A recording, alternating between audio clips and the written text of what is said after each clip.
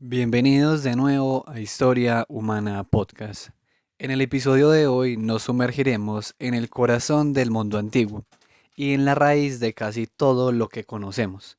Hablamos de una tierra que por pura geografía y una pizca de necesidad se convirtió en la cuna de la civilización, Mesopotamia. Piénsenlo.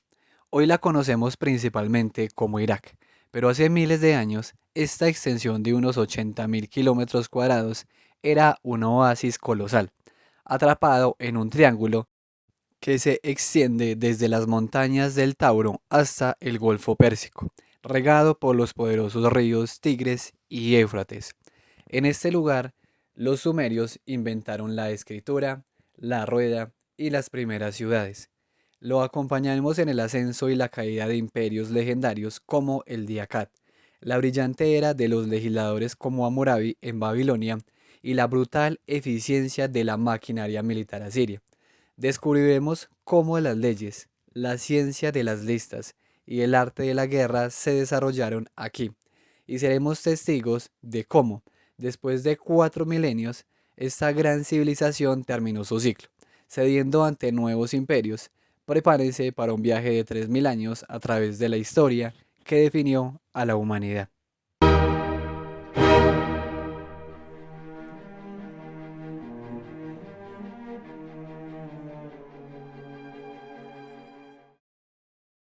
Hablemos claro. Mesopotamia, el nombre que le dieron los griegos, significa la tierra entre ríos, y esos ríos, el Éufrates y el Tigris, son la razón de ser de esta historia.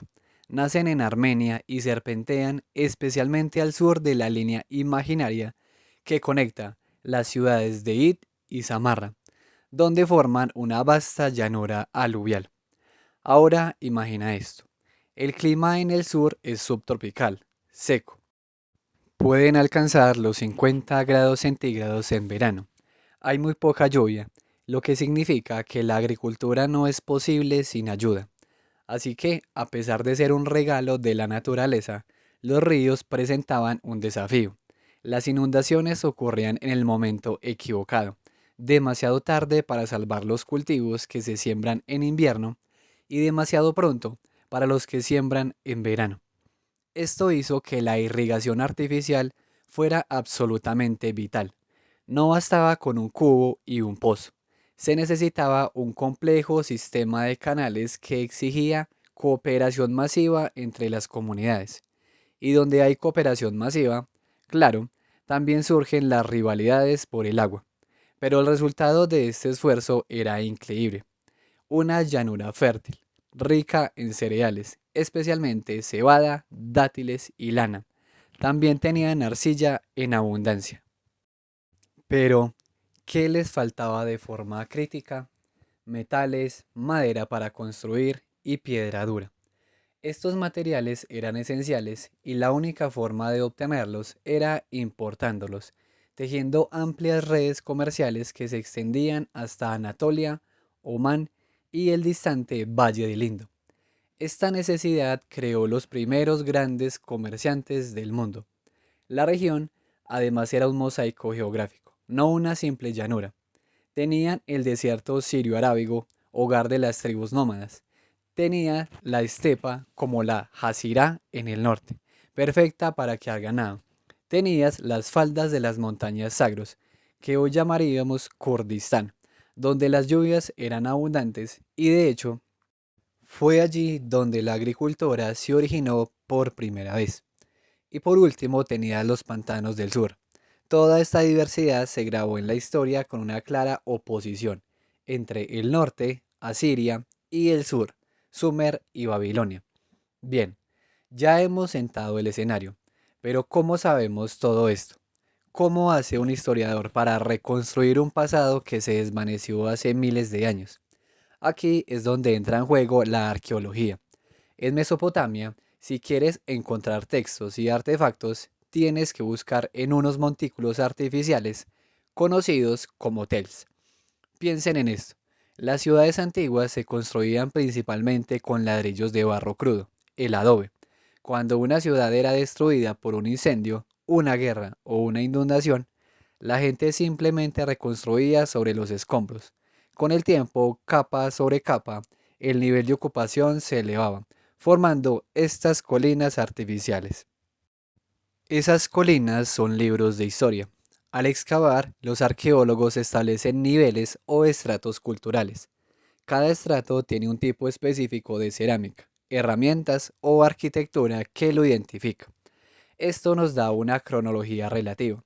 Sabemos que vino antes y que vino después, pero necesitamos fechas absolutas, ¿verdad?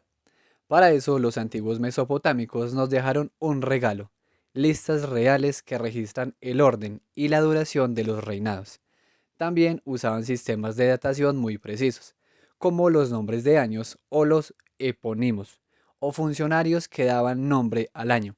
Y lo más increíble es que los historiadores pudieron correlacionar estos registros con eventos astronómicos exactos, como un eclipse solar que ocurrió en el año 763 a.C.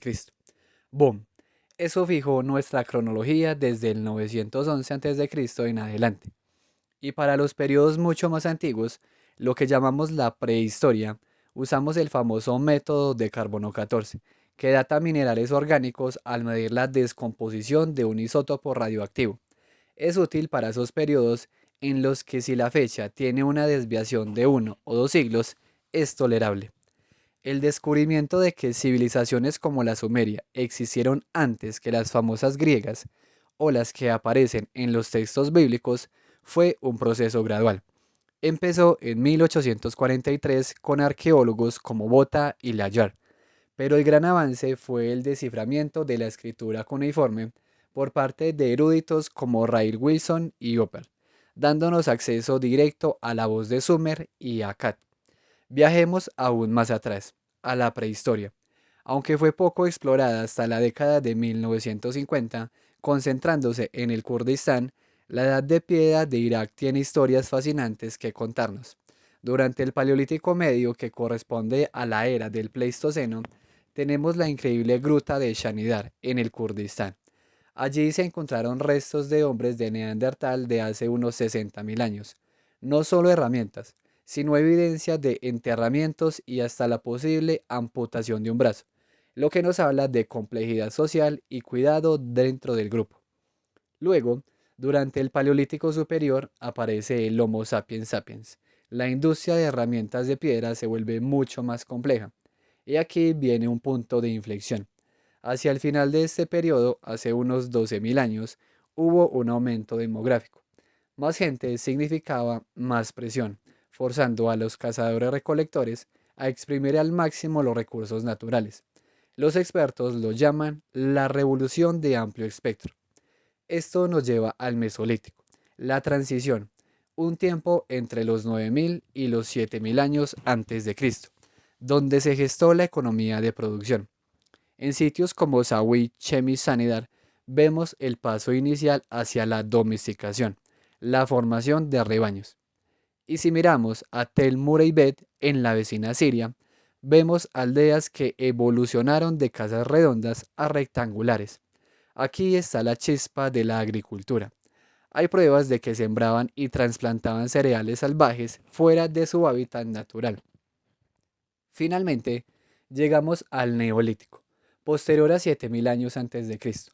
El yacimiento clave que tenemos que mencionar es Jarmó, considerada una de las aldeas más antiguas.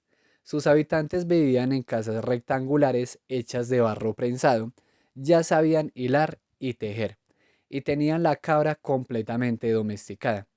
Inicialmente, sus recipientes para almacenar eran de piedra o cestos impermeabilizados, pero la cerámica, que se volvería crucial para datar culturas posteriores, apareció progresivamente hacia el final de este periodo, alrededor del año 5400 a.C.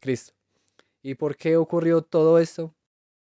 ¿Por qué la revolución neolítica no fue necesariamente una escasez climática?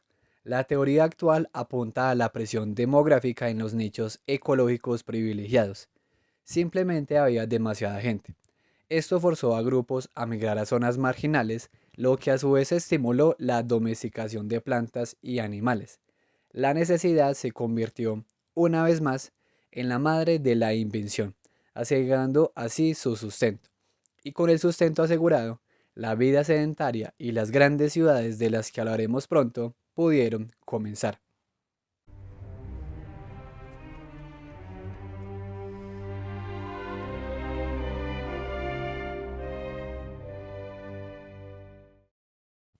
Ya hablé sobre cómo la presión demográfica y la necesidad nos empujaron de la cueva a la aldea. Ahora la historia se acelera.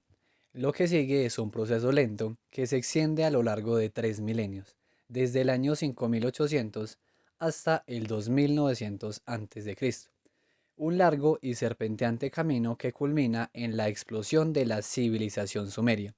Es el paso del neolítico a la civilización. Los historiadores han dividido este periodo, que llamamos calcolítico o la edad del cobre y la piedra, en 6 fases culturales sucesivas. Cada fase se define por su estilo de cerámica y sus avances técnicos. Primero tenemos el periodo de Asuna, más o menos entre el 5800 y el 5500 a.C., centrado en el noreste de Irak.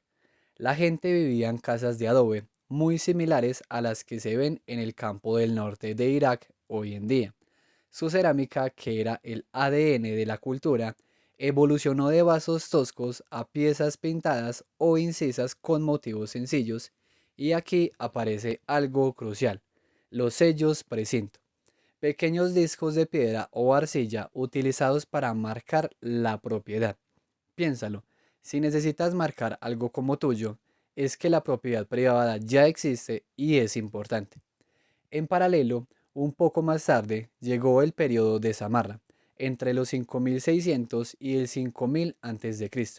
Lo que distingue a Samarra es su cerámica, extremadamente bella, con motivos geométricos, humanos y animales pintados en tonos de rojo o marrón sobre un fondo beige claro. Pero el verdadero avance ocurrió en lugares como Tel Essaouan. Allí encontramos pruebas de un sistema primitivo de irrigación artificial. Recuerda lo que dijimos: la agricultura en la llanura no funciona sin canales. Samarra nos muestra que la gente ya estaba aprendiendo a domar el agua del río de forma organizada.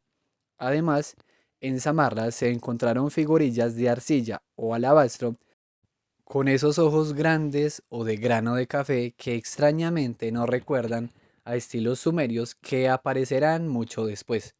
Después de Samarra tenemos el periodo de Alaf, entre el 5500 y el 4500 a.C.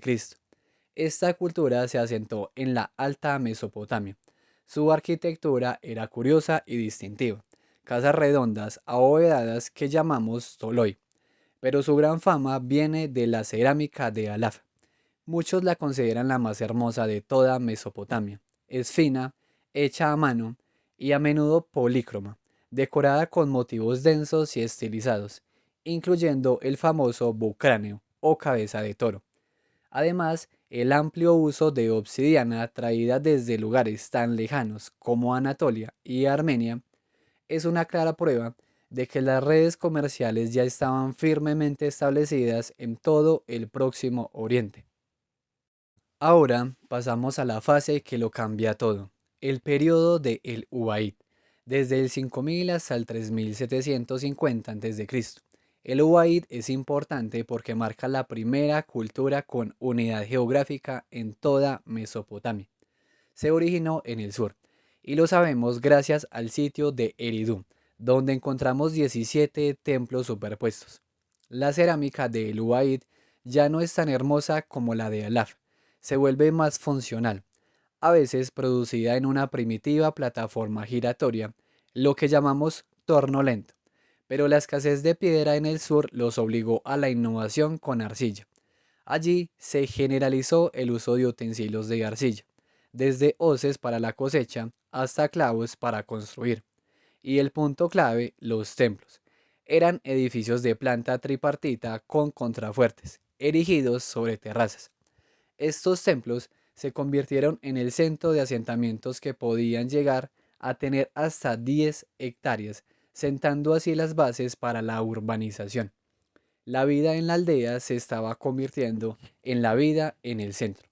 Entramos en los 700 años más importantes de la historia temprana de Mesopotamia, los periodos de Uruk y Yemdet Naso, entre los 3750 y el 2900 a.C. Aquí, los avances del Calcolítico culminan en los primeros principados históricos de Sumer y Akkad, que impulsó este salto, una explosión demográfica por un lado y la escasez de agua por el otro.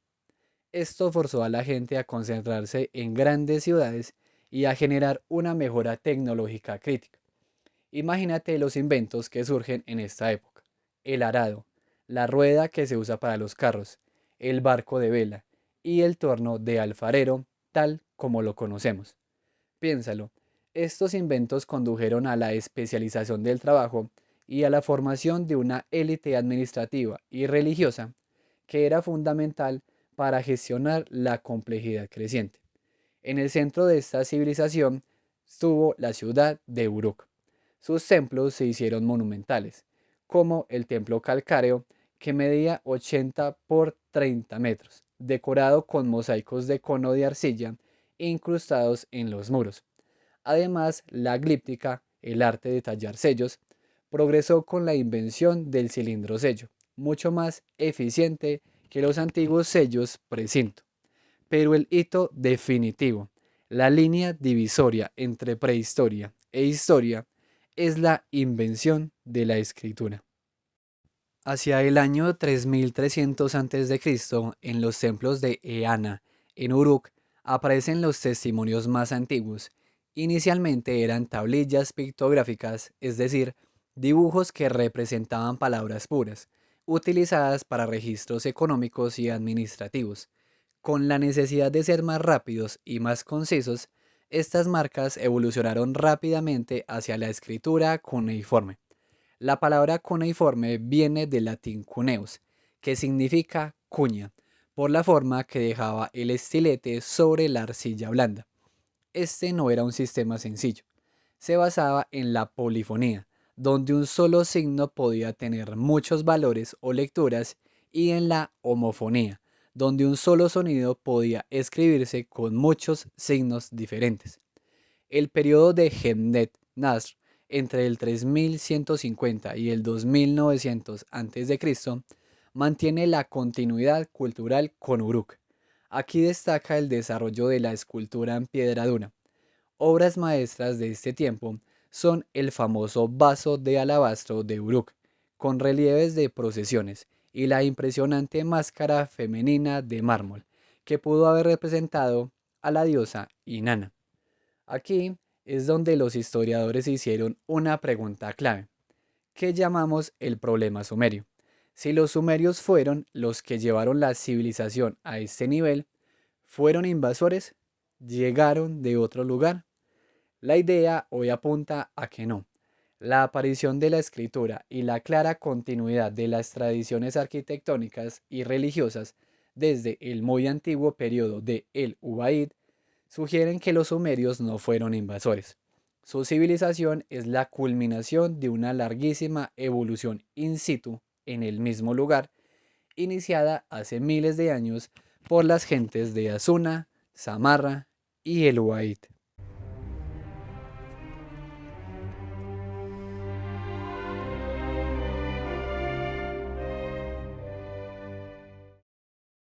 Con la ciudad y la escritura en su lugar, necesitamos entender la base espiritual que mantuvo unido a este mundo durante 3 milenios.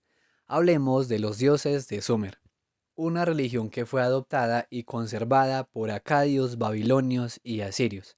Entiende esto: el Estado se articulaba en torno al templo.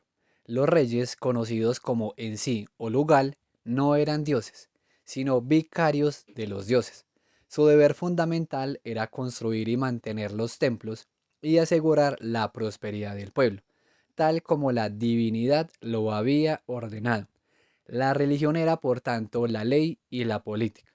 El panteón divino era un espejo de la sociedad humana, poblado por dioses inmortales con virtudes y, sí, también defectos muy humanos.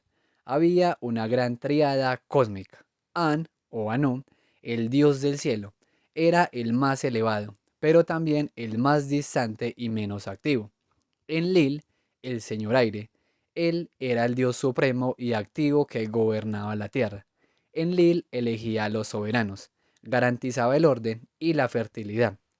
Enki, o Ea, el señor de las aguas dulces, conocido por su inteligencia y por ser el protector de la ciencia y la técnica. Enki fue el ideólogo de la creación del hombre. Mención aparte merece la diosa principal Inanna o Istar, que era la diosa del amor y de la guerra. Su consorte, Dumuzi, era el dios de la fertilidad del ganado y la vegetación. Su unión se celebraba cada año en el matrimonio sagrado, el Hieros Gamos, un ritual absolutamente crucial para asegurar la abundancia de cosechas y rebaños. En cuanto a la creación, la cosmogonía sumeria establecía que el universo surgió del mar primordial, Namu, que dio a luz el cielo y a la tierra, separados luego por Enlil. Mucho más tarde, la épica babilónica, el famoso Enuma Elish, cuenta la historia de cómo el joven dios Marduk luchó y mató al monstruo Tiamat, que representaba el caos. Marduk usó su cuerpo para crear el cosmos y tras su victoria fue proclamado rey de los dioses y el destino del mundo quedó fijado. ¿Y el hombre por qué fue creado?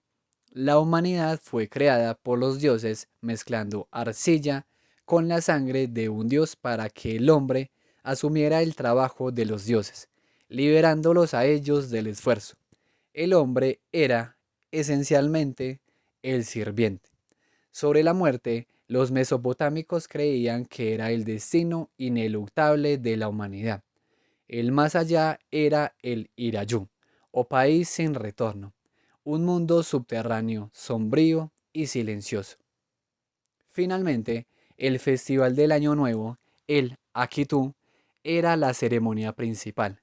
Se realizaba anualmente para renovar el orden cósmico a través de rituales de purificación y la recitación del Enuma Elish.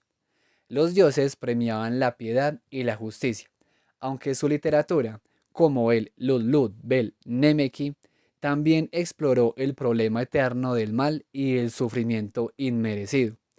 Hemos pasado de la aldea a la ciudad, de las marcas en el barro a la escritura cuneiforme, y hemos comprendido la base teológica que rigió la vida de los primeros sumerios. Y ahora, si continuamos nuestro viaje, entramos en un periodo donde la mitología y la historia, el relato heroico y la protohistoria se entrelazan de manera inextricable. Es el tiempo de los héroes y es fascinante. Los sumerios, ya te lo había dicho, se veían a sí mismos como el centro del mundo. Sus textos hablan de una remota edad de oro, un tiempo idílico donde no existían los animales peligrosos y todos los pueblos honraban al Dios Supremo Enlil, hablando una sola lengua. Pero si hablamos de orígenes, debemos hablar del primer hombre, Adapa. El dios Ea o Enki, la mente brillante del panteón, fue quien ideó su creación. Adapa, que servía como sacerdote en Eridu, fue dotado de una inteligencia superior. Era el modelo a seguir para todos los hombres. Piénsalo. Un dios te da el don de la inteligencia, pero te priva de la inmortalidad. Y esto sucede por una desobediencia muy particular. Cuando Adapa fue convocado ante el gran dios Anu en el cielo, Ea le dio un consejo insólito. Le dijo que rechazara el pan de la vida y el agua de la vida que le ofrecería. Adapa, obediente, siguió ciegamente el consejo de Ea. El resultado, perdió para siempre el derecho a la inmortalidad. La muerte, ya lo sabes, se convierte así en el destino ineluctable del hombre. En la famosa lista real sumeria, que pretendía datar los reinados desde los orígenes, se indica que después de un total de 241.200 años de reinado a lo largo de 5 ciudades, ocurrió algo terrible. El diluvio niveló todo. La épica más famosa de Mesopotamia, la de Gilgamesh, te lo cuenta con más detalle. Relata cómo Utnapishtim de Surupak fue advertido por el dios Ea para construir un arca y salvar a todas las especies vivientes antes de que la humanidad fuera destruida por una inundación masiva. Después del desastre, los dioses que se habían acurrucado en el cielo como perros por el miedo a la tormenta, concedieron la vida eterna a Utnapishtim. Pero, ¿por qué los dioses decidieron destruir a la humanidad? La épica de Ataasis ofrece una respuesta curiosa. La calamidad fue provocada por la sobrepoblación de la humanidad. Se había vuelto tan ruidosa que el dios Enlil no podía dormir. Imagina, un dios que desata el caos por un simple problema de ruido. Y aquí entra la arqueología. Cuando se descubrieron depósitos aluviales en Ur, Kish y Surupak, junto al comienzo del periodo dinástico arcaico, se reforzó la idea de que este mito fue una memoria colectiva, un recuerdo terrible de inundaciones locales, pero catastróficas. Después del diluvio, la realeza, el poder legítimo, descendió de nuevo del cielo en la ciudad de Kish. La lista real menciona figuras semilegendarias como Etana el pastor, que se dice subió al cielo buscando la planta que hace engendrar. De la primera dinastía de Uruk tenemos figuras como Enmerkán y Lugalbanda, relacionadas con guerras y diplomacia contra un reino llamado Arat, ubicado en el actual Irán. Pero el héroe más célebre de todos, el hombre que personificó el dilema de la vida y la muerte, fue Gilgamesh, quinto rey de Uruk, alrededor del año 2650 a.C. Gilgamesh era famoso por su tiranía inicial y luego por su profunda amistad con el hombre salvaje Enkidu. Juntos vencieron al gigante Uwawa en el bosque de cedros y se atrevieron a desafiar a la diosa Istar. Tras la muerte de Enkidu, Gilgamesh se embarcó en su épica búsqueda de la inmortalidad, viajando hasta los confines del mundo solo para descubrir la verdad que ya te había anticipado. La muerte es el destino ineluctable de todo hombre.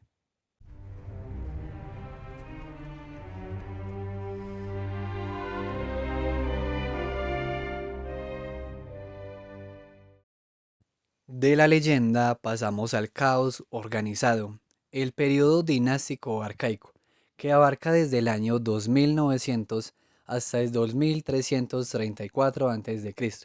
Es la época de las ciudades-estado, un tiempo de desarrollo cultural explosivo e intensa constante rivalidad militar. La cronología de este periodo, que se divide en tres fases, el Da 1, Da 2 y Da 3, ya no se basa en héroes míticos. Ahora empieza con figuras atestiguadas por sus propias inscripciones, como en Mebarajesi de Kish, hacia el año 2700 a.C. Las excavaciones nos muestran ciudades fortificadas por todos lados, lo que sugiere que la guerra era una realidad diaria. Arquitectónicamente se usaba el ladrillo plano convexo, un ladrillo con un lado plano y otro curvo, muy característico de la época. También surgen los óvalos, recintos sagrados con muros interiores y exteriores, que denotan una planificación religiosa y defensiva. En cuanto al arte, verás las famosas estatuas de adorantes con sus enormes ojos hechos de concha y lapislázuli, y el florecimiento definitivo del cilindro sello. Y la influencia sumeria se extendió. El descubrimiento de los archivos de Ebla en Siria, cerca del año 2400 a.C., demostró que la cultura y la escritura cuneiforme sumeria llegaron hasta el norte de Siria, aunque allí la lengua local fuera semítica, una prueba clara de su poder cultural. Hablemos de cómo funcionaba este mundo. La base socioeconómica giraba literalmente en torno al templo, pues la gente creía que el territorio pertenecía teóricamente al dios tutelar de la ciudad. El Estado centralizaba toda la actividad a través del templo y el palacio. La tierra cultivable se dividía en tres partes: el campo del señor para el personal del templo, el campo arrendado, que se alquilaba a cambio de una parte de la cosecha y el campo de subsistencia, utilizado por los dignatarios y funcionarios. Este sistema funcionaba gracias a una redistribución masiva de raciones, cereales, lana, a la población que estaba muy jerarquizada, asistida por una burocracia sofisticada, escribas y contables. Este orden facilitó un comercio floreciente que importaba metales y piedras duras como la diorita, a cambio de productos manufacturados somerios. Los gobernantes de estas ciudades utilizaban títulos como en sí o lugal, y seguían siendo considerados los vicarios de los dioses. El poder estaba en manos del hombre, pero la autoridad venía del cielo. Uno de los hallazgos más impresionantes de este periodo es el cementerio real de Ur, hacia el año 2600 a.C.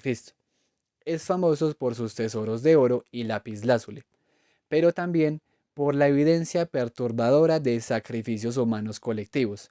Soldados, músicos y damas de la corte eran sacrificados para acompañar a los personajes principales, como la reina Pu-Abi a la tumba.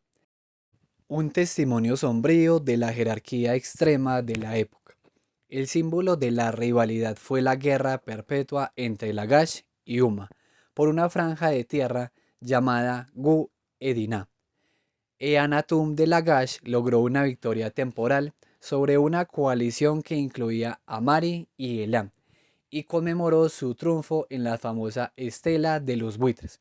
Pero el periodo terminó cuando Lugal-Shagesi de Uma conquistó Lagash, saqueó Girsum y fundó un breve reino que por primera vez se extendió hasta el Mediterráneo, alrededor del año 2340 a.C. El camino estaba abierto para un cambio de guardia. El ascenso de los acadios es la historia de cómo la hegemonía sumeria llegó a su fin y cómo se fundó el primer gran imperio mesopotámico. Los semitas habían vivido y se habían mezclado con los sumerios desde la prehistoria, siendo muy numerosos en la región de Akkad. Su lengua, el acadio, era diferente del sumerio, aunque adaptaron su escritura cuneiforme. El ascenso de este imperio se debe a un hombre, Sargón o Sarukin, que significa rey legítimo. Este semita de humilde origen había sido copero del rey de Kish, pero su genio político y militar le permitió derrotar a Lugas-Sagesi, consolidar su poder en Sumer y fundar una nueva capital que le dio nombre al imperio, Agade o Akkad. El acadio se convirtió en la lengua oficial y Sargón asumió el nuevo y poderoso título de rey de Sumer y Akkad. Sargón no solo unificó, dirigió campañas hacia el oeste, conquistando Mari y Ebla, asegurando el control sobre la región de Amanus para obtener madera y metal. También combatió al este contra el reino de Elam.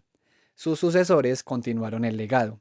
Rimush tuvo que reprimir las constantes revueltas sumerias. Luego, Manistusu organizó la primera expedición marítima conocida, navegando a través del Golfo Pérsico hasta Magan, el actual Omán, para garantizar el suministro de piedras duras y metales. Pero el más grande de la dinastía fue sin duda Naram-Sin. Él fue el primer rey mesopotámico en ser deificado durante su vida. Imagínate ese poder, un hombre que se convierte en Dios mientras aún camina sobre la tierra. Utilizó el grandioso título de Sar Kibrat Arbaim, que significa Rey de las Cuatro Regiones. Llevó a cabo campañas inmensas, destruyó Elba y venció a los Luyubi. Triunfo que se conmemoró en su famosa Estela de la Victoria. Sin embargo, ningún imperio es eterno. Bajo Sar Kalizarri, el imperio comenzó a debilitarse. Hubo revueltas elamitas, la presión constante de los amorritas en el oeste y una anarquía interna. Finalmente, alrededor del año 2200 a.C., el imperio sucumbió a la invasión de los montañeses Guti, poniendo fin a la dinastía de Akkad. A pesar de su corta duración política, la era acadia dejó un legado imborrable. Consolidó la unificación de Mesopotamia, Difundió el acadio como una lengua franca para el comercio y la diplomacia y fomentó un elegante realismo en el arte, como se puede ver en la impresionante cabeza de bronce de Nínive. Pero lo más importante de todo es que estableció la supremacía del palacio o el poder real y militar sobre el templo, el poder religioso. El Estado ya no era solo la casa del Dios, ahora era claramente la casa del rey. Hemos cubierto el nacimiento de las ciudades, la leyenda de los héroes, la rivalidad de las ciudades-estado y el ascenso y caída del primer imperio mesopotámico. La historia, sin embargo, no termina con la caída. Después de este caos viene un resurgimiento notable.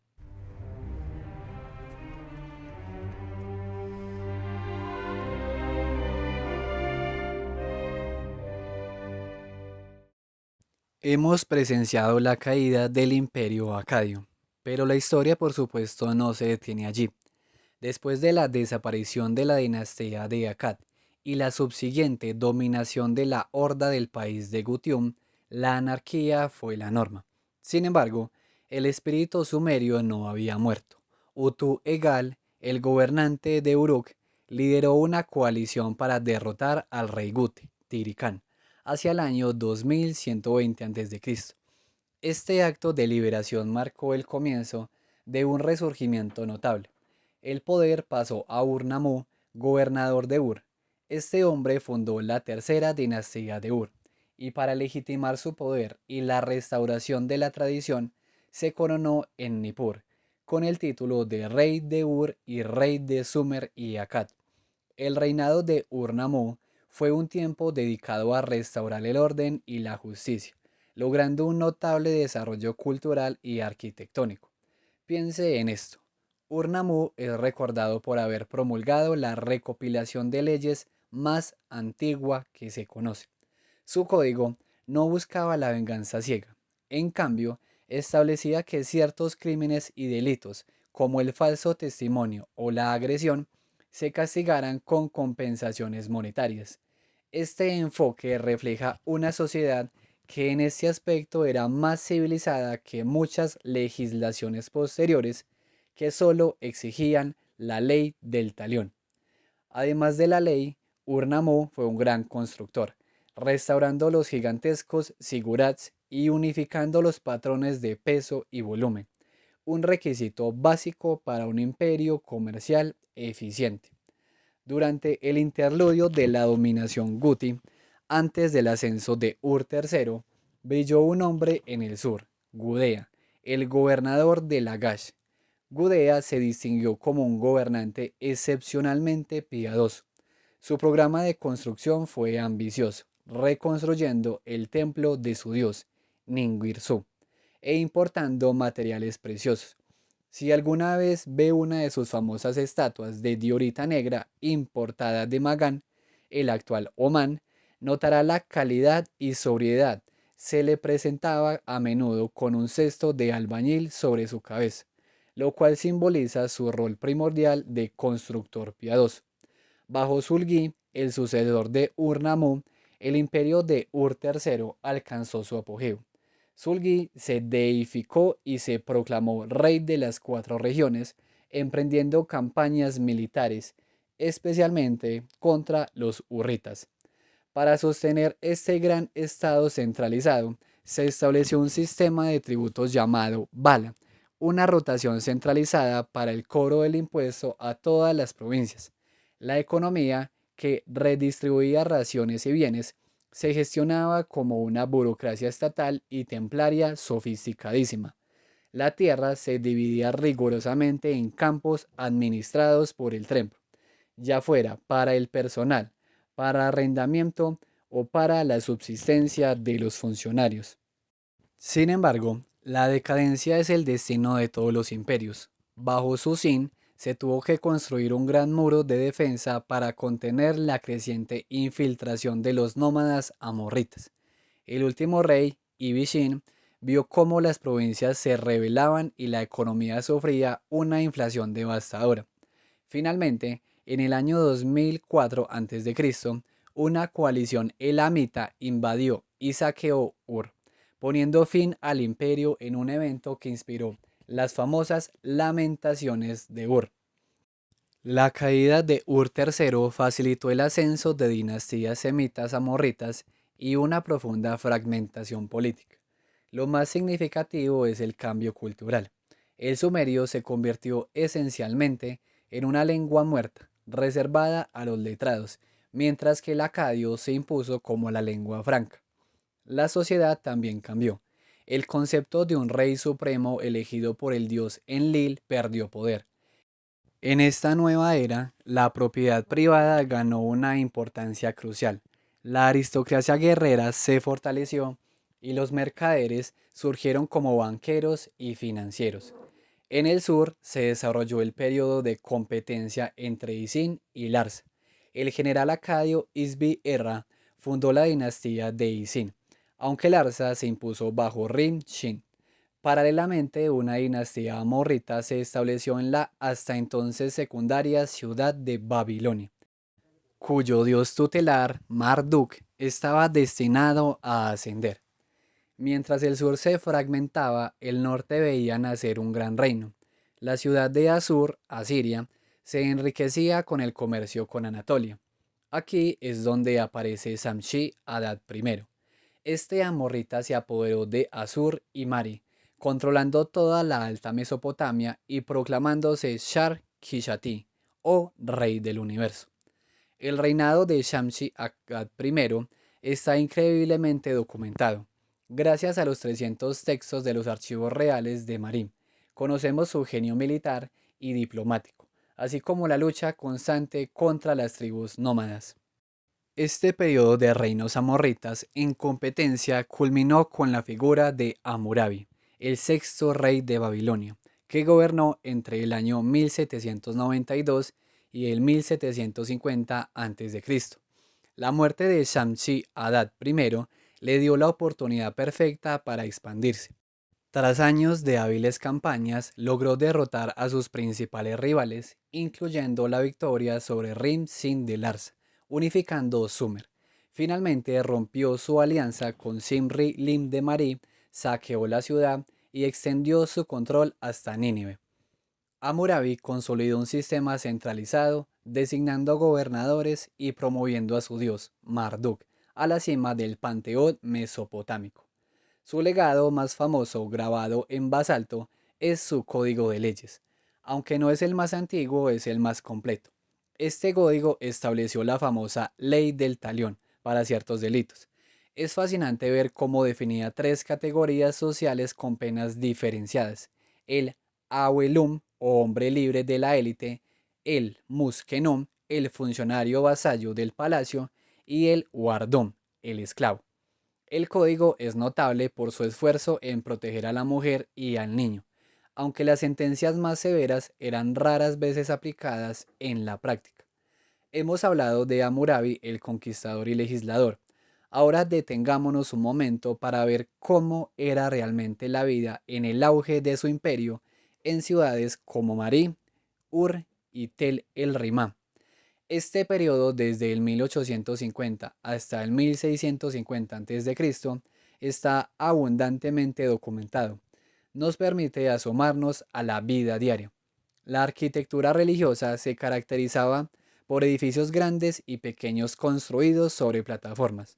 Los templos más grandes incluían un gran patio, llamado Quisalmaún, que servía para diversas actividades públicas, y una cámara principal o santuario, sella, que albergaba la estatua de la divinidad.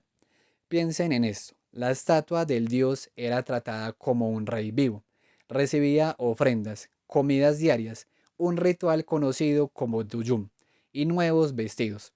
El personal del templo era altamente especializado, incluyendo sacerdotes encargados del culto y exorcistas. Pero también había figuras únicas, como las Naditu, que significaba literalmente mujeres en barbecho. Eran hijas de buenas familias que, si bien tenían prohibida la maternidad, eran mujeres activas de negocios que invertían en bienes raíces, demostrando una independencia económica notable para la época. El palacio se había consolidado como el centro absoluto del poder real, Un ejemplo notable es el Palacio de Simri Lin en Marí, un edificio colosal de 200 por 150 metros. Este palacio era un diseño inteligente y fortificado que servía simultáneamente como cuartel militar, residencia real y centro administrativo. El palacio albergaba vastas zonas de recepción, incluyendo un patio de honor y una sala de audiencias, además de los apartamentos reales y las oficinas. En estas oficinas se encontraron archivos de tablillas administrativas y la correspondencia real de Mari en particular revela el amplio alcance del poder del rey. El soberano controlaba desde los asuntos militares y diplomáticos más cruciales hasta detalles de la vida cotidiana como el envío de un cocinero o la supervisión de enfermedades contagiosas entre el personal. La cocina babilónica no era simple, era sofisticada, con complejos métodos de cocción que buscaban sabores finos y presentaciones atractivas. En cuanto a la vida privada, las casas de las ciudades, como las excavadas en Ur, eran confortables. Presentaban fachadas sencillas, pero estaban dotadas de patios interiores, sistemas de desagüe e incluso a menudo dos pisos. Es fascinante que debajo de algunas de estas casas se encontraran tumbas abovedadas familiares. Esto sugiere la existencia de capillas domésticas o un culto a los antepasados muy arraigado dentro del núcleo familiar. Estas casas albergaban a miembros de diversas profesiones, incluyendo escribas que administraban escuelas privadas. El orden establecido por Hammurabi era solo una capa sobre un mundo en movimiento. A medida que su imperio se consolidaba, una serie de migraciones cambiaría permanentemente el equilibrio de poder en todo el Próximo Oriente. Hablemos de los indoeuropeos. Este término designa una gran familia lingüística que se originó en las estepas del sur de Rusia. Estos pueblos se distinguían por ser pastores nómadas que utilizaban el caballo y el carro de guerra, una tecnología militar superior. Sus migraciones se produjeron en olas, afectando a Grecia, donde dieron origen a los aqueos o micénicos y a Asia Central. Anatolia, rica en metales como el cobre, la plata y el hierro, fue duramente golpeada. Sufrió la llegada de los luwitas, un pueblo indoeuropeo, hacia el año 2200 a.C.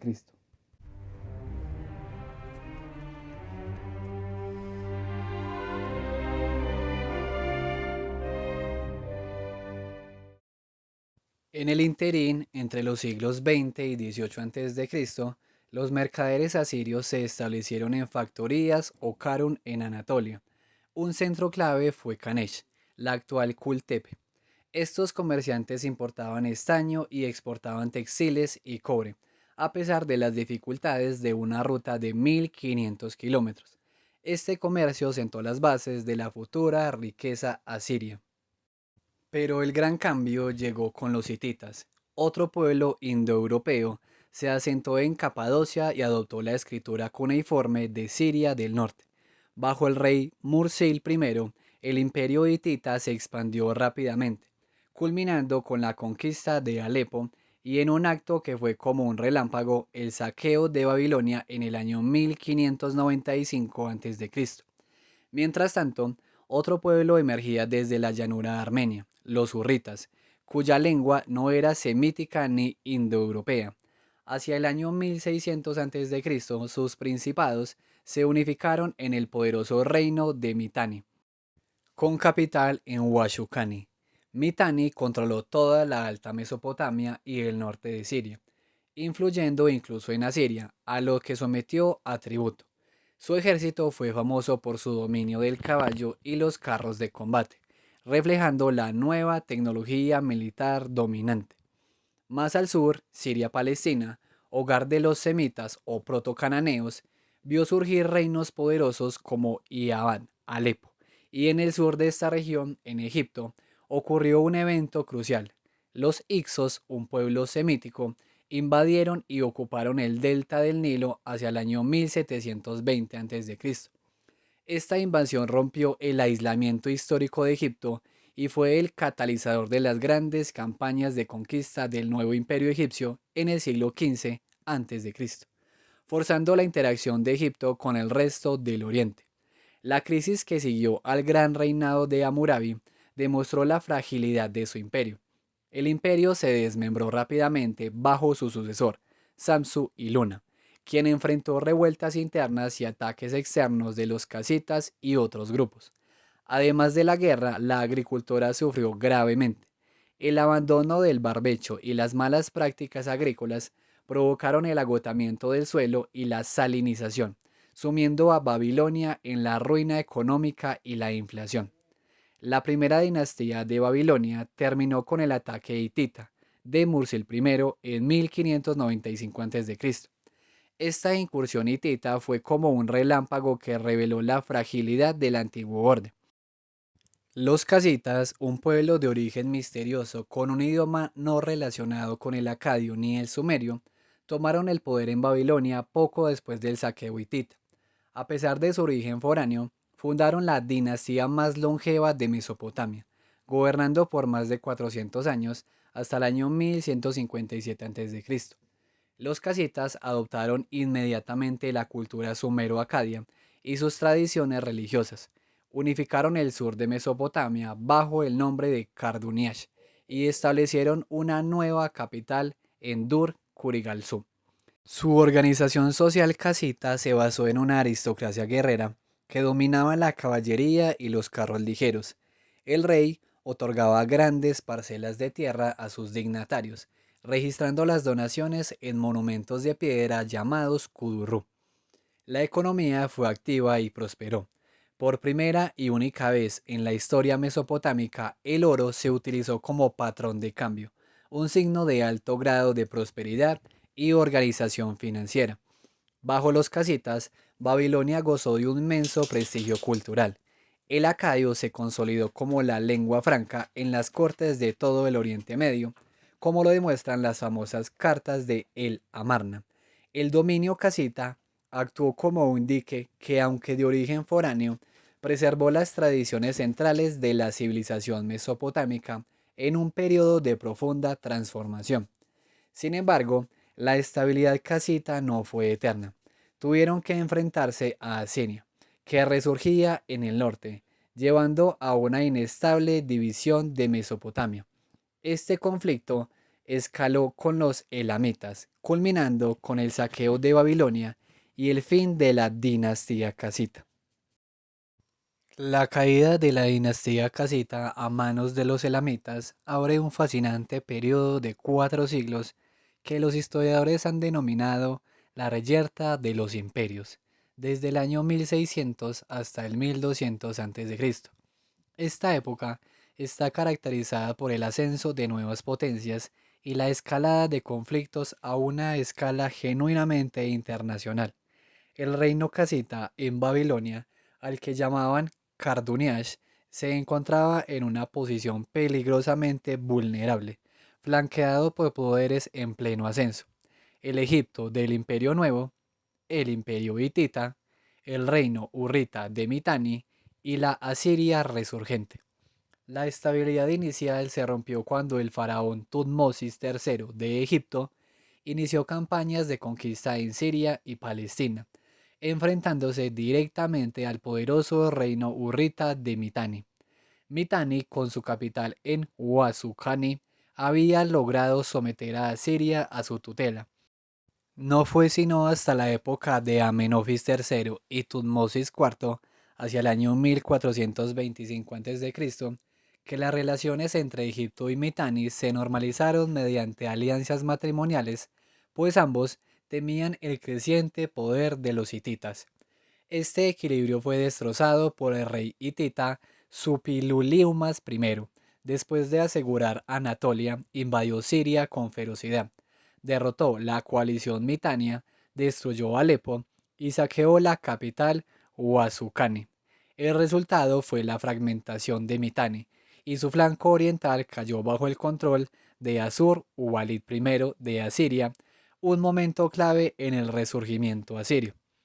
Es notable que los reyes casitas de Babilonia, como Kasdam-Enlil I y Burnaburiash II mantuvieran una estricta neutralidad durante todo este conflicto. Ellos preferían conservar lazos amistosos con Egipto, que era una fuente constante de oro y bienes. Babilonia, a pesar de su inestabilidad política y militar, continuó gozando de un inmenso prestigio cultural. Los conflictos escalaron hacia el año 1330 a.C. Hubo tres grandes focos de tensión. El primero, el conflicto egipcio-hitita, que culminó en la épica batalla de Kadesh entre Ramsés II y Muwatallis. Aunque militarmente fue inconclusa, esta batalla condujo al primer tratado de paz duradero conocido, firmado en el año 1284 a.C. El segundo foco fue el conflicto asirio-babilonio. Asiria, ya libre de la tutela hurrita, se expandió bajo Adad-Nirari I y Salmanasar I, invadiendo territorios babilonios. Este conflicto alcanzó su clímax cuando el rey asirio Tukulti-Ninurta I capturó y saqueó Babilonia, controlando el sur por 6 años. El conflicto final y decisivo fue con Elam. Tras la muerte de Tukulti-Ninurta I, el imperio asirio se debilitó. El rey elamita Sutruk-Naunte invadió y saqueó Babilonia alrededor del año 1160 a.C., poniendo así fin a la dinastía casita en 1157 a.C. El final del segundo milenio y los siglos que le siguieron hasta el 900 a.C. fueron un periodo de grandes convulsiones, que los historiadores llaman el tiempo de la confusión. Las fuentes de información se vuelven escasas y fragmentarias para la historia de Mesopotamia de esta época. El colapso fue generalizado. El imperio hitita fue destruido por los frigios y Muski. Los pueblos del mar, en su migración, atacaron las costas del Levante, con grupos como los filisteos que se establecieron en Canaán. La desaparición de los grandes imperios creó un enorme vacío político, que fue llenado por los arameos, un pueblo semítico occidental. Los arameos se sedentarizaron en Siria y la Alta Mesopotamia, creando nuevos reinos como Damasco y Bid Adinim, y amenazando constantemente a los estados mesopotámicos restantes. En las costas, los fenicios adoptaron el alfabeto y se hicieron con el control del comercio marítimo, mientras que en Palestina los israelitas consolidaron su poder, estableciendo su monarquía bajo Saúl, David y Salomón. En Mesopotamia la crisis fue profunda.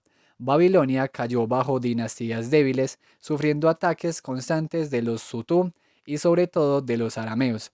Las tribus caldeas, una rama aramea, se establecieron en Sumer, y la hostilidad aramea fue tal que incluso el festival del Año Nuevo en Babilonia fue interrumpido. Asiria por su parte quedó reducida a una estrecha franja a lo largo del Tigris y era regularmente acosada por incursiones arameas. Aunque el rey Tiglat-Pileser I logró éxitos temporales repeliendo a los Muskim y llegando incluso al Mediterráneo, el reino se debilitó tras su muerte, entrando en un periodo de eclipse. En el norte, Urartu, la región de Armenia, comenzó su consolidación a partir del siglo IX a.C., expandiéndose rápidamente y controlando rutas comerciales cruciales en el norte de Siria e Irán. A pesar de estar débil y estrangulada económicamente, Asiria poseía un linaje real ininterrumpido y una población profundamente militarizada. A partir del año 911 a.C., comenzó la era del Resurgimiento, conocida como el período neo-asirio. Adad-Nirari II inició la expansión. Su objetivo principal era la liberación nacional. Expulsó a los arameos del Valle del Tigris, reconquistó ciudades y fortalezas y combatió en el Kurdistán. Derrotó a Babilonia en 2 ocasiones y firmó un tratado que garantizó una paz de 80 años, asegurando así su frontera sur.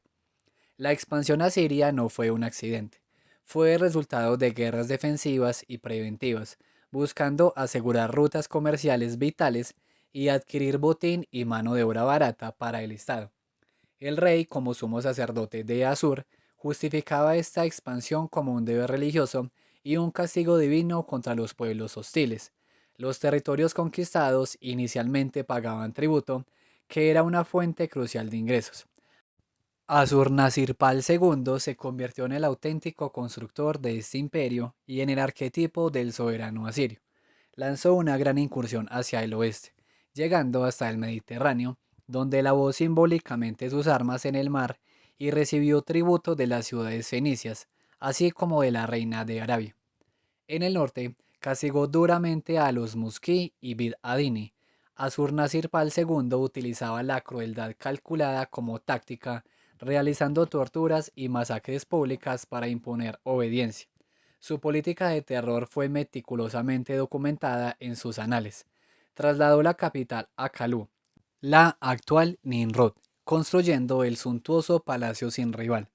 El arte asirio en forma de bajo relieve se transformó en un medio de propaganda personal de la monarquía, narrando las proezas del rey y de su ejército para asombrar y aterrorizar a la vez. Su sucesor, Salmanasar III, continuó la política de expansión con un enfoque en la conquista exterior. Aunque fue victorioso en numerosas ocasiones, sus logros no fueron duraderos. Derrotó a Urartu y a los medos, pero no logró someterlos completamente. En el oeste, sus repetidas campañas contra la coalición de Hama y Damasco, incluyendo la famosa batalla de Karkar, no consiguieron doblegar a los sirios, aunque sí recibió tributo de Jehú de Israel. Intervino en Babilonia para restaurar a su vasallo, pero se contentó con una soberanía nominal. Su reinado terminó tristemente con una gran revuelta interna dirigida por su propio hijo.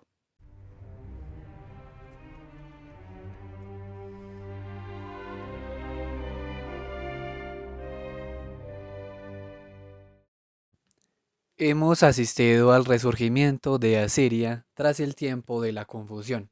A partir del 911 a.C., este reino comenzó una imparable expansión.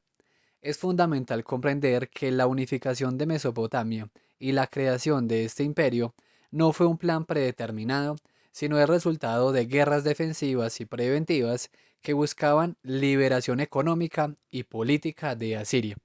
Esta lucha se justificaba ideológicamente como un deber religioso impuesto por el dios Asur contra los pueblos considerados intrínsecamente hostiles. El motor de la expansión era la extorsión de tributos y la adquisición de botín, convirtiendo cada incursión en una suerte de cruzada. El rey aseguraba la riqueza de su nación mediante la exigencia de un tributo anual conocido como madato y regalos o tamartu de los pueblos sometidos. Los territorios más cruciales se integraban como provincias bajo un gobernador asirio o se mantenían como estados vasallos bajo estrecha vigilancia. El auténtico fundador de este imperio fue Tiglat-Pileser III, quien gobernó entre el 745 y el 727 a.C. Su primera acción fue fragmentar las grandes provincias para reducir el poder de los altos dignatarios. Creó un ejército permanente y profesional, el Kisir Saruti, reclutado de las provincias periféricas, y aumentó de forma crítica la caballería. Su política más brutal y estratégica fue la deportación sistemática y masiva de poblaciones, movilizando casi 4,5 millones de personas en 3 siglos con fines económicos, estratégicos y de asimilación cultural. Su visión era convertir a los deportados en pueblo asirio. En el ámbito militar, neutralizó la expansión de Urartu en Siria, anexó Carquemish y forzó tributo a fenicios y al rey Ezequías de Judá. Además, se hizo con el trono de Babilonia, asumiendo personalmente el mando bajo el nombre de Pulo. Su sucesor, Sargón II, a pesar de un inicio turbulento, continuó la consolidación. Inicialmente fue derrotado por una coalición entre el caldeo Marduk, Apla y Dina II y Elam.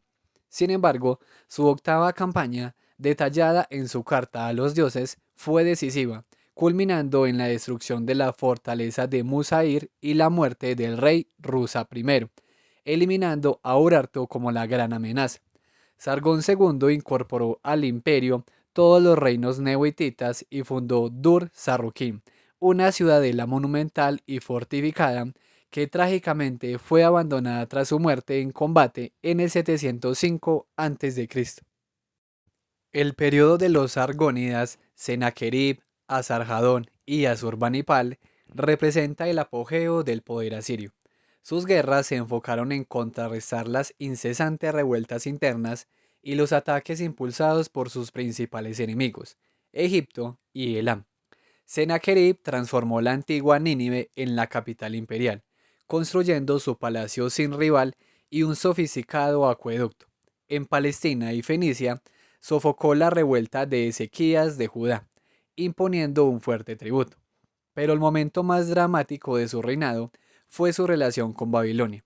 Después de enfrentar múltiples rebeliones de Merodach Baladán y de la captura y asesinato de su propio hijo por los babilonios, Sennacherib, en un acto sin precedentes de furia y venganza, arrasó completamente la ciudad sagrada de Babilonia en el 689 a.C. Irónicamente, el hombre que destruyó la ciudad santa murió asesinado en el 681 a.C. mientras oraba en Nínive. Asaradón aseguró la sucesión y revirtió de inmediato la política paterna con respecto a Babilonia. Su primera orden fue la reconstrucción de Babilonia, un acto que buscaba la expiación religiosa y la reconciliación política, lo que aseguró la lealtad del sur. Reprimió a Sidón, gestionó la amenaza de los nómadas cimerios y escitas e incluso pactó la paz con estos últimos, dándoles a una de sus hijas en matrimonio. Su mayor logro fue la conquista de Egipto en el 671 a.C., tomando Menfis y deportando a la realeza cusita. Asurbanipal heredó un imperio en su máxima extensión, aunque su padre lo había dividido políticamente al nombrar a su hermano Shamash Shuma Ukin, rey de Babilonia. Asurbanipal concluyó la ocupación de Egipto y saqueó la capital de Tebas. Sin embargo, la tensión con su hermano culminó en la Guerra de los Hermanos. Shamash Shuma Ukin encabezó una gran coalición contra Nínive, que incluía a elamitas, caldeos y árabes. Tras una larga guerra civil, Asurbanipal venció, y su hermano murió durante el asedio de Babilonia. Como venganza final, Asurbanipal invadió y saqueó Susa en el 647 a.C., llevando a cabo una destrucción ritual de la ciudad y las tumbas reales elamitas, poniendo fin a una querella de 3 milenios.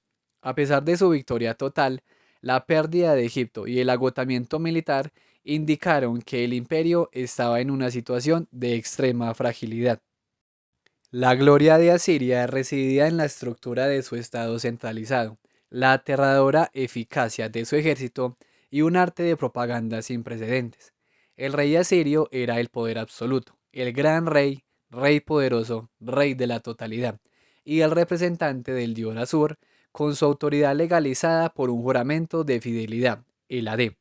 La administración central se basaba en altos dignatarios como el Turnatú o general en jefe, que eran a su vez gobernadores de provincias. Las finanzas se sostenían con el tributo y el botín de guerra. Esta economía unidireccional, aunque generadora de una inmensa riqueza, causó pobreza crónica en la periferia, alimentando las revueltas que consumieron al imperio. El ejército asirio es considerado el mejor del mundo en su época. Estaba compuesto por un núcleo permanente de élite, integrado en gran medida por tropas extranjeras y contingentes de reservistas asirios. La caballería y los carros ligeros formaban la élite, mientras que la infantería se especializaba en arqueros y lanceros con avanzados equipamientos.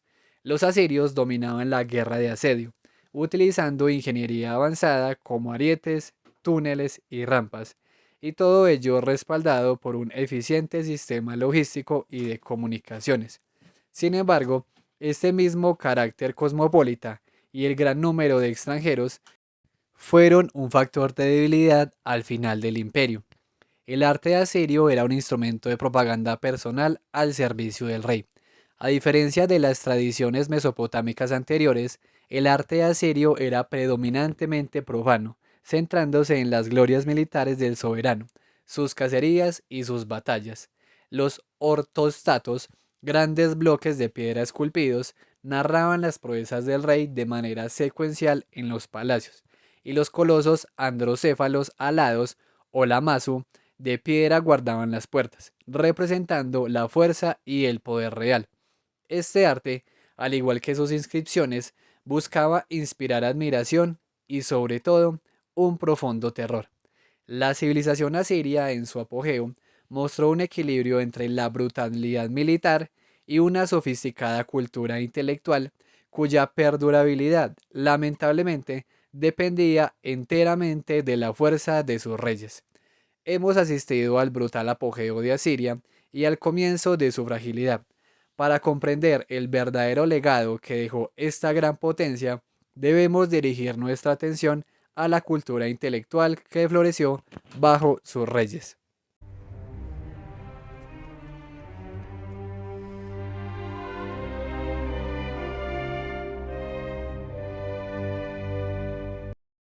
El legado cultural más concentrado de Asiria se encuentra en la famosa biblioteca de Asurbanipal en Nínive, que llegó a contener unas 30.000 tablillas y fragmentos. Aunque solo una quinta parte de este material eran documentos de archivo, el resto consistía en textos literarios y sobre todo religiosos y científicos. Asurbanipal, un monarca que se preciaba de ser amante de las letras, enriqueció su biblioteca confiscando y solicitando tablillas valiosas de Babilonia, actuando como un verdadero coleccionista de la antigüedad. La ciencia mesopotámica en este periodo se fundamentaba en un riguroso sistema educativo que fomentaba la clasificación y el registro minucioso de datos, un método conocido como la ciencia de las listas.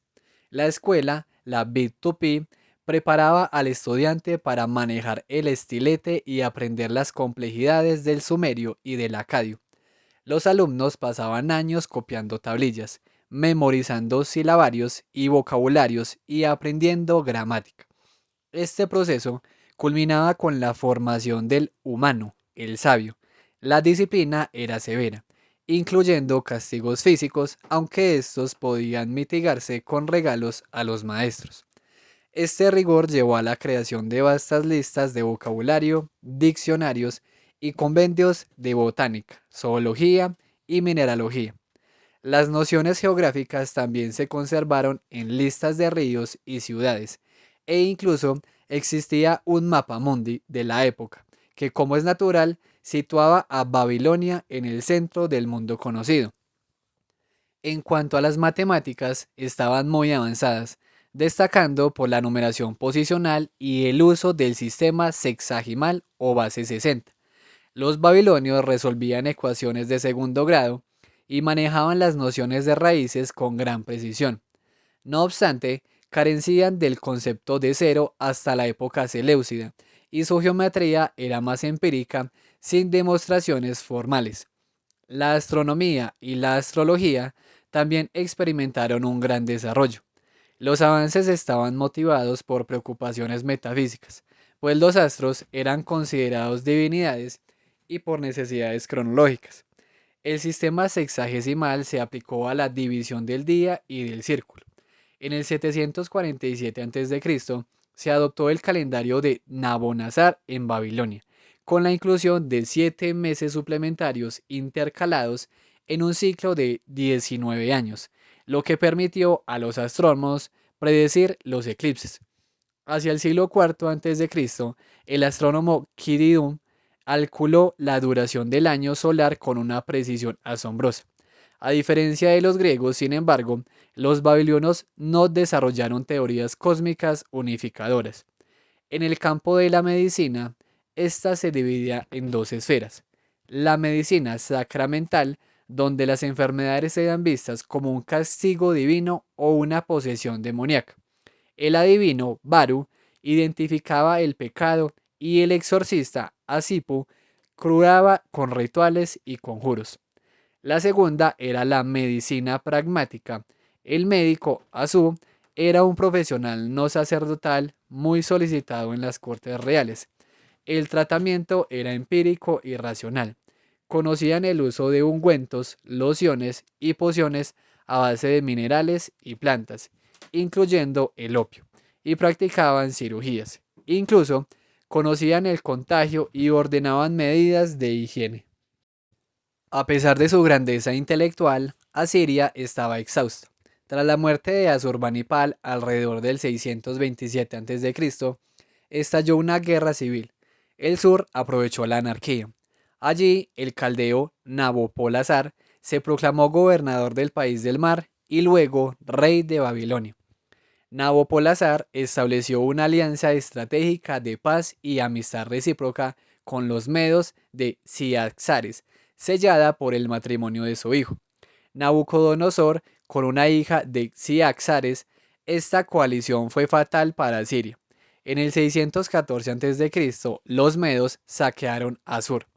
2 años después, en el 612 a.C., los babilonios y los medos atacaron Nínive, que cayó después de 2 meses de asedio. Nínive fue convertida en un montón de ruinas. El último rey asirio fue derrotado en Harrán en el 609 a.C., poniendo fin al imperio. El periodo que se abre con esta victoria es el periodo neobabilonio o caldeo, un tiempo de renacimiento político y cultural en Mesopotamia. Nabucodonosor II ascendió al trono en el 604 a.C. Él y su padre se dedicaron a recuperar los territorios del antiguo imperio asirio. En el 605 a.C., Nabucodonosor derrotó a los egipcios en la batalla de Carquemish, asegurando el acceso al Mediterráneo. En los años siguientes, sofocó revueltas en Fenicia y Palestina. Su campaña más famosa fue contra el reino de Judá. En el 597 a.C. tomó Jerusalén y deportó al rey Joaquín. Tras una nueva rebelión, sitió y tomó Jerusalén en el 587 a.C. Ejecutó al rey Sedecias y deportó a miles de judíos. Las crónicas registran que quemó la casa de Yahweh, la casa del rey y todas las casas de cierta importancia. Además de estas campañas, Nabucodonosor actuó como árbitro entre los medos y Lidia tras la batalla del Eclipse, en el 585 a.C., asegurando la frontera en el río Alis. Tras la muerte de Nabucodonosor II, le sucedieron monarcas débiles, culminando en el reinado de Nabónides, el último rey caldeo. Nabónides fue un monarca atípico, muy devoto del dios Luna, Sin, y se ausentó de Babilonia por años, residiendo en el oasis de Temá, en Arabia. La anarquía en Babilonia fue aprovechada por Ciro II de Persia, fundador del imperio aqueménida. Nabónides era impopular, temido por el clero de Marduk. El partido pro-persa facilitó la invasión. En el 539 a.C., Ciro atacó. Su ejército, con la traición del general Gobrias, tomó Sipar sin lucha. Poco después, Ciro entró en Babilonia sin lucha también, donde fue aclamado como liberador. Ciro, a diferencia de los asirios, trató a Babilonia con respeto, se proclamó sucesor de los reyes nacionales y adoró a Marduk, devolviendo las estatuas divinas llevadas por los medos. Sin embargo, la pérdida de un gobierno nacional y la posterior helenización fueron factores determinantes en la lenta desaparición de la milenaria civilización mesopotámica. El corto periodo caldeo se caracterizó por un profundo renacimiento político y religioso, cuyo máximo exponente fue la transformación de Babilonia en una de las maravillas del mundo. Nabucodonosor II dedicó su reinado a la reconstrucción y embellecimiento de templos por toda Sumer y Akkad. Babilonia se convirtió en la ciudad más grande de Mesopotamia, cubriendo unas 850 hectáreas, con una población estimada en 100.000 habitantes. Estaba protegida por dos recintos fortificados, descritos como altos como una montaña, con un ancho de unos 25 metros en su parte superior, permitiendo el tránsito de carros. La famosa puerta de Istar era un monumento de 25 metros de altura, decorado con ladrillos esmaltados en azul lapislázuli, representando toros y dragones. La vía procesional que la atravesaba estaba pavimentada con losas y adornada con leones en relieve. El palacio del sur de Nabucodonosor Era un edificio masivo con 5 grandes patios y un salón del trono ricamente decorado. En sus proximidades se encontraban los jardines colgantes de Babilonia, una de las 7 maravillas del mundo antiguo, cuya estructura es aún objeto de debate. La célebre Torre de Babel, el gran Sigurat, se llamaba Etemenanquim, que significa templo cimiento del cielo y la tierra. Se cree que tenía 7 pisos y 91 metros de lado, coronado con una capilla donde, según el historiador griego Heródoto, el dios Marduk descendía a descansar. El templo principal, Esagil, fue embellecido con oro, plata, cedro y lapislázuli.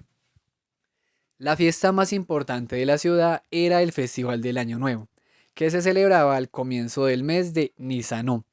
Combinaba un culto agrario de la fertilidad con la reafirmación del orden cósmico. El ritual más crucial era la humillación real. El rey se presentaba ante Marduk para ser abofeteado por el sumo sacerdote, quien le retiraba las insignias. El rey se postraba y juraba que no había pecado, y si lloraba al ser abofeteado, era signo de que el dios era amistoso. Durante el festival se recitaba la epopeya de la creación, Enuma Elish. Todo terminaba con la proclamación de Marduk como rey y la fijación de los destinos por la asamblea de los dioses.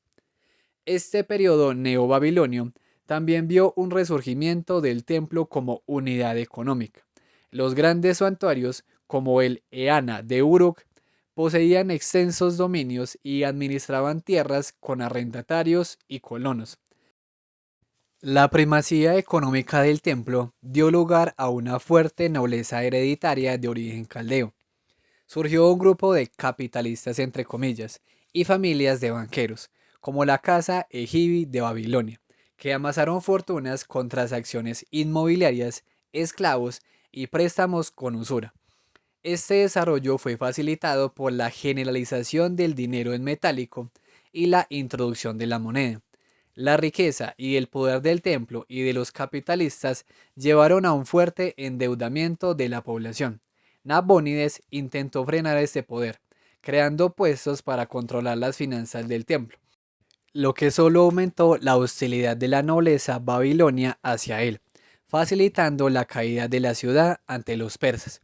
El esplendor de Babilonia, si bien se basó en una revitalización de las tradiciones milenarias, fue condenado por su dependencia de estructuras de poder internas y su incapacidad para unificarse totalmente, permitiendo que la influencia cultural griega y los cambios lingüísticos aceleraran su final.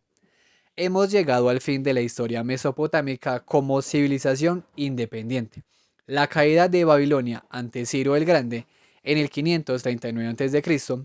no fue el fin del mundo mesopotámico, pero sí el comienzo de su lenta agonía.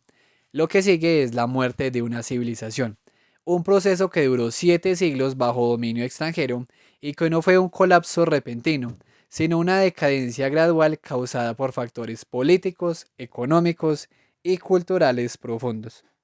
La época aqueménida se inició sin ser destructiva. La vida continuó inicialmente bajo soberanos persas como Ciro. Sin embargo, se perdió la monarquía nacional, la estructura que históricamente había garantizado la prosperidad mediante la construcción y el mantenimiento de los cruciales canales y obras públicas.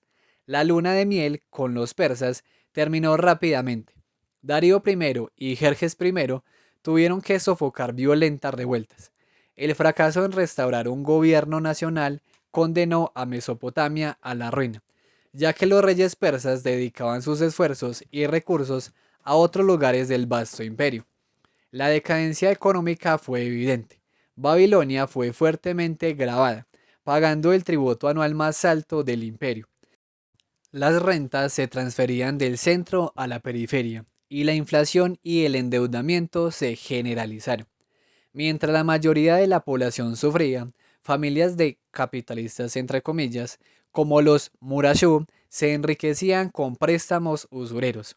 El cambio cultural fue demoledor. Darío I adoptó el arameo como lengua franca del imperio, Debido a su simplicidad y al uso de materiales más baratos como el papiro y el pergamino, el arameo reemplazó progresivamente al babilonio en las oficinas y en el uso diario. El acadio y el sumerio se confinaron a los sacerdotes y escribas, contribuyendo a que el pueblo perdiera su identidad cultural única. La época seleucida, que comenzó con la conquista de Alejandro Magno y la posterior formación del reino seleucida, impulsó una intensa helenización. El centro político del Próximo Oriente se trasladó a Siria. Los seleucidas fundaron ciudades polis de estilo griego, como Seleucida del Tigris, lo que provocó una migración de la población babilonia. Babilonia perdió población y parte de la ciudad cayó en ruinas. Sin embargo, la cultura sumero-acadia no se extinguió de inmediato. En los círculos intelectuales, la ciencia, especialmente la astronomía y las matemáticas, continuó viva y fue transmitida a los griegos por astrónomos babilonios. Los templos, como el Esagil de Babilonia, actuaron como guardianes de la cultura tradicional, manteniendo una fuerte autonomía económica y religiosa, si bien adoptaron elementos arquitectónicos griegos. La época parta supuso el último capítulo de esta vida agónica. Los partos se mezclaron fuertemente con los habitantes locales, lo que junto con la masiva llegada de arameos y árabes provocó un sincretismo religioso y cultural. La conveniencia del alfabeto arameo sentenció a muerte a la escritura cuneiforme, la base de la civilización. El último texto cuneiforme conocido data del 74 después de Cristo. La civilización que había garantizado su continuidad a través de la fidelidad a las tradiciones se volvió esclerotizada. La ausencia prolongada de un gobierno nacional se volvió determinante, ya que sin reyes locales que mantuvieran los canales, el Éufrates se desplazó y los canales se encenegaron. Este abandono masivo de las ciudades fue el golpe final. La civilización mesopotámica, habiendo durado cerca de 4 milenios, murió de vieja, siendo incapaz de adaptarse al nuevo mundo helenístico y cosmopolita, que ya no tenía lugar para su compleja escritura, arte tradicional o religión. Hemos recorrido los vastos 4 milenios de historia mesopotámica, desde las humildes aldeas del periodo Ubaid hasta la caída del último vestigio cultural. La civilización mesopotámica nos lega las bases de nuestro mundo moderno: la ciudad-estado, el concepto de imperio, la escritura, la rueda y fundamentalmente la ley. Piensen en esto: el sistema sexagesimal de base 60 que utilizamos para dividir el tiempo y el círculo es un invento puramente mesopotámico que usamos a diario. Sin embargo, su historia culmina con una lección de fragilidad. Vimos cómo la brillantez intelectual de Nínive no pudo salvarla de la brutalidad de la guerra, y cómo el esplendor arquitectónico de Babilonia no pudo contrarrestar el desgaste de la ausencia de un gobierno nacional. La muerte de la civilización sumero-acadia fue lenta y silenciosa, causada por la migración cultural, el cambio de lengua y el abandono de los canales vitales. Las tradiciones se volvieron obsoletas ante el arameo y la cultura griega, y la tierra entre los dos ríos regresó lentamente al silencio. La historia de Mesopotamia es en esencia la historia de cómo la humanidad aprendió a vivir, a pensar y a gobernar, y de cómo hasta el imperio más grande puede desaparecer si pierde la voluntad y la capacidad de mantener sus tradiciones y su infraestructura. Nos vemos entonces en la próxima.